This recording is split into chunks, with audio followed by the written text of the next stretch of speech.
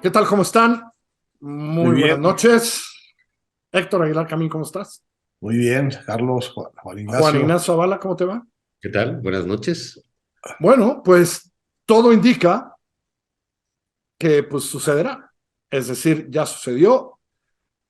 Hoy los consejeros, todos, por cierto, todos, incluidos los nombrados en este sexenio, todos los consejeros electorales salieron a decir, oigan, nadie nos preguntó, nadie tiene idea cómo funciona el INE, nadie nos dijo nada de esta reforma electoral que, más allá que digan, no, que si fast track, que no sé qué, va, está claro que va, y va, soltará la Cámara de Diputados mañana, pero eh, en un esfuerzo que me parece un poco absurdo, porque sí deja a un INE descompuesto, sin recursos, sin estructura. Héctor, ¿cómo te lo explicas? ¿Cómo te explicas esta obsesión? O sea, a ver, habemos los que creemos, pero es una especulación, aunque lo comprueba que es obsesión con ellos desde el 2006, cuando el presidente cree que le robaron la elección. Pero tendrá que ver con algunas otras, Félix Salgado Macedonio, y le bajaron, ¿de qué? ¿Por qué? Creo que tiene que ver con que quiere asegurarse que va a ganar la elección con sus candidaturas en el 2024. Es decir, es por la más política y la más impresentable de las razones en una democracia. Un presidente que tiene tantos problemas que resolver, tantas matanzas por todos lados, tantas dificultades gravísimas en su obra pública, en el sistema de salud, en la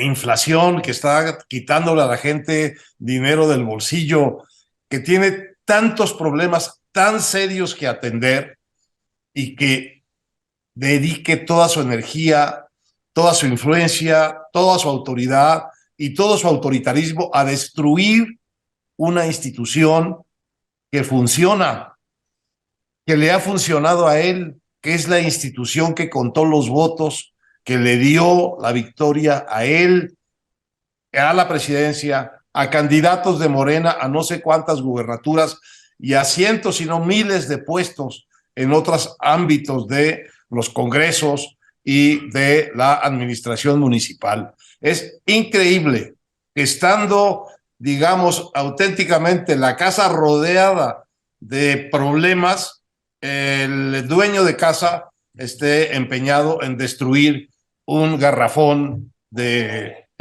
agua potable que le cae mal, que le parece que es un agua que nunca debió estar en su casa. Es increíble la desproporción de las prioridades del presidente, su ceguera y su obsesión en destruir, porque no es cambiar, es destruir, a acabar con el INE como existe y hacer un INE de plastilina como el aeropuerto de plastilina que hizo, como la refinería de plastilina que está haciendo, como el tren de plastilina que está haciendo en Yucatán. Es increíble la desproporción de las prioridades del presidente. Juan Ignacio, lo que pasa es que si el 24 lo hace este INE reformado, pues se van a quejar la mitad de los que no van a votar por Morena, o más de la mitad, o veremos cuántos son, ¿no? Es decir, ¿no? Cada vez que hablan del regreso al pasado, yo a veces digo, no sé, regreso al pasado, estamos en el 2022. Fíjate que es un tema esto que dices importante, porque sí hay un regreso a pasado. Digo, de entrada está Bartlett ahí, ¿no? Tristemente famoso Y bueno, sí. porque se le cayó el sistema electoral, ¿no? Entonces creo que esa es una de las regresiones importantes, que el gobierno vuelva a hacerse responsable de las elecciones. Fueron años en los cuales personas como López Obrador, como muchos luchadores de izquierda, de derecha, académicos, periodistas, investigadores, pues que lucharon para tener un árbitro, ¿no? Los árbitros pues nunca gustan, ¿no? En el fútbol o donde sea, pero son la garantía de que el partido se puede llevar a cabo. Fueron una garantía para Andrés Manuel López Obrador. Entonces yo creo que lo que estamos viendo aquí es un regreso en muchas formas, Carlos. Es el asunto de las elecciones al gobierno, el padrón electoral que tanto se luchó porque no fuera parte del gobierno, para el gobierno nuevamente. Bueno, en esta Los reforma exactamente, pero no importa, es la debilitación, no hay árbitro, es jugar sin árbitro. Así es. Y hay otra cosa, lo que hemos visto, digamos, esta actitud tan baja, tan lacaya por parte del legislativo, es algo que no veíamos hace 30 años, si no es que más, ¿sabes? Porque incluso en las bancadas del PAN con Fox y con Calderón, y la del PRI con Peña, la del PRI con Cedillo también, le rebatían sus reformas y le discutían. El Es muy propio importante. presidente.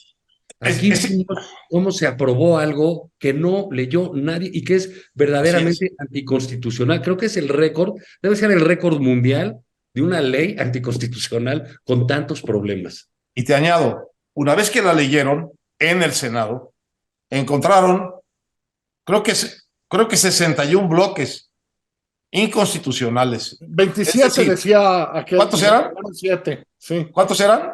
27 dijo Monreal y le arreglaron 7. 27. Es decir, en 3 leyes, 27 bloques inconstitucionales. Es decir, que unos legisladores estén, ahora como antes en la ley eléctrica, dando su aprobación incondicional a leyes que saben que traen adentro partes inconstitucionales, partes que atentan contra la Constitución.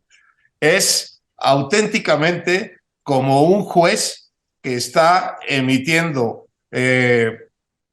sentencias de libertad para delincuentes a los que les han probado el delito.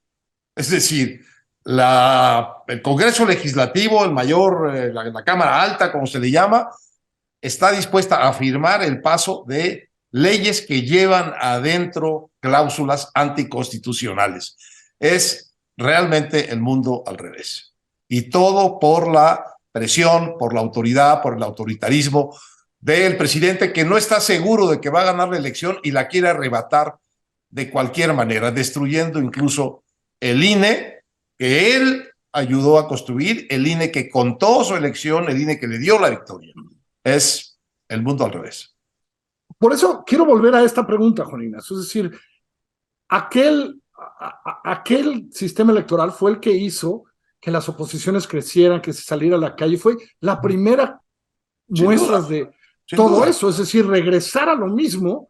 Pues perdón, también va a haber millones de mexicanos que van a decir, perdón, yo no voté así, yo tal, yo quiero. Sí, es volver a lo de antes, ¿no, Juan? Es decir, es crear, a ver, a él lo elogian algunos diciendo, no, mira, hay estabilidad en el país, no hay tal. Perdón, esto es volver a crear esta inestabilidad política que hoy no vemos, ¿no? Claro, porque la inestabilidad política Alguien se va a ahorita, quejar en el 24. cuando no hay certeza en las elecciones, ¿no? Y aquí lo que le están quitando es la certeza. Que yo creo, comparto con Héctor, digamos, si el presidente que es tan popular, ellos piensan que esa popularidad se traslada a las elecciones, a las casillas, a las urnas, cosa que no es cierto, que ya vimos que no es cierto en las elecciones del 2021. Si estuvieran tan seguros, no tendrían que mover nada, lo dejarían tal cual. Pero saben que hay una posibilidad fuerte de perder. De entrada, la Ciudad de México, saben que van a tener una competencia muy fuerte en el Estado de México, en año y medio aquí. Entonces, yo creo que lo que tienen y lo que están transpirando ahí es una especie de miedo anticipado. Déjame decirte otra cosa. El regreso del que estamos hablando es 30 años, ¿eh? No Sí, estamos o hablando más. 6 o 10 Sí, años. no. Sí, sí. Digo, ahorita en diciembre se cumplieron 10 años de que salió Calderón. Y seguimos en la misma batalla de cuando entró, ¿no? Y algo que sucede y del cual es víctima López Obrador, Morena, Marcelo, Claudia, Adán, es las leyes que ellos hicieron para impedir que los otros ganaran. Y ahorita se les revierte. Entonces, eso no se puede hacer, Carlos. O bueno, sí se puede hacer. No se debe hacer. Ahora, Así. esto va a entrar a la Corte en enero y se tiene que resolver, si es que lo resuelven antes de octubre, que empieza formalmente el proceso electoral. ¿Alguna confianza en que esa Corte va a hacer algo con esta ley? Sí, yo sí, absolutamente.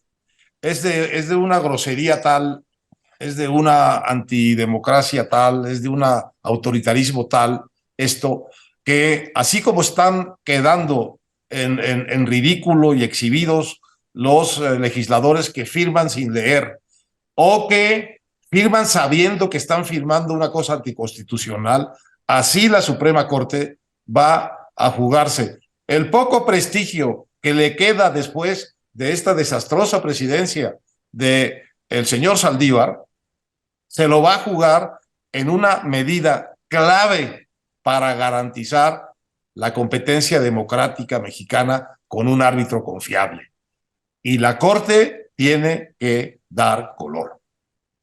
Eso es lo que yo creo. ¿Tú qué crees, Juan Ignacio? ¿Que va a dar Claro, le color tendría que dar muy rápidamente. Rápidamente, claro. Sí, para estándares de la Suprema Corte. Entre más rápido lo haga, más fácil va a ser. Claro, porque aparte el proceso electoral empieza en noviembre del año que entra.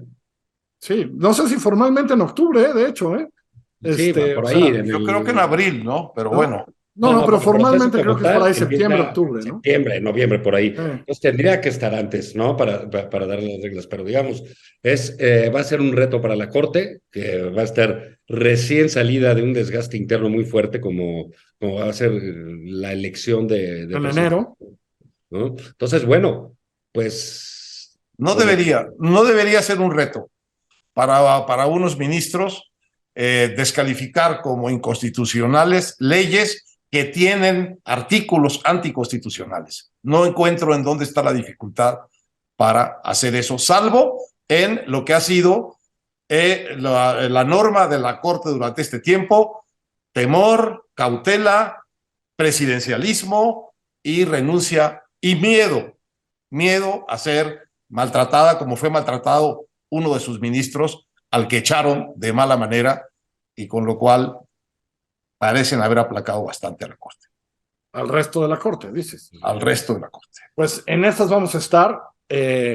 Yo creo que todo solo crea confusión respecto al 24 y por lo menos pues confusiones ya no teníamos cada vez que había una elección, ¿no? Exacto. Bueno, eso ya se había acabado. La confusión no. respecto a las elecciones no existía. Tenemos la certeza de que este gobierno y este presidente van a ir sobre la elección para ganarla, cueste lo que cueste, pasando por encima, por abajo o por al lado de la ley. Y de todo lo que haga falta. Esa certeza sí podemos tenerla ya. La estamos viendo. Héctor, gracias, muchas gracias. Buenas noches. Nos Gracias, vemos. Juan Ignacio, que les vaya muy bien. Hasta luego, que les vaya muy bonito. Abrazo.